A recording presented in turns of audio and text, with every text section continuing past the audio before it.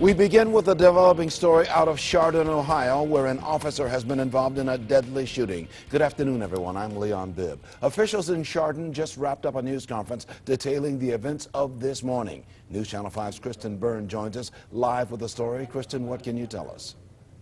Leon, yes, during this news conference, they played a pretty intense 911 call. A woman called police saying that her son was attacking his girlfriend at a residence on Chardon Avenue. That call just coming in at about 3:20 this morning. He said that her son had been drinking and that at one point he had a knife. Now, during that call, you could actually hear crying in the background of that recording. And the mom said, again, her son had been drinking, attacking his girlfriend. They were able to lock that man, 28-year-old Ryan Seaver, out of the house. The cops ended up responding, finding that man walking at the intersection of North and Allen Street. And take a listen to what the chief said happened next.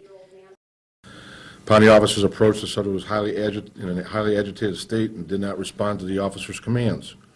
Shortly thereafter, the subject produced a knife and engaged the officer.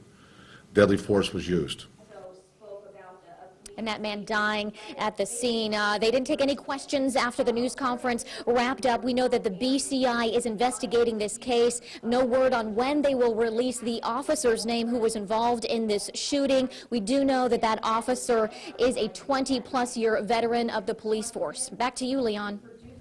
This has got to have sent a ripple of deep concern through Chardon, normally a quiet community, but we've seen so much out of Chardon in the last month or so. What are people saying there, KRISTIN?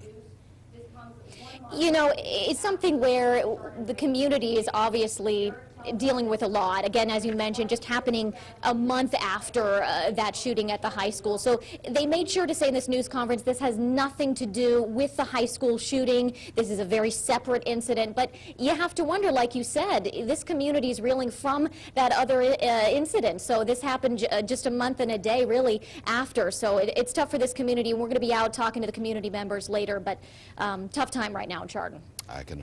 Many thanks, KRISTIN Byrne, handling the story for us. Of course, we'll have much more on Live on 5 today and on our 6 o'clock newscast as well. Thank you, KRISTIN.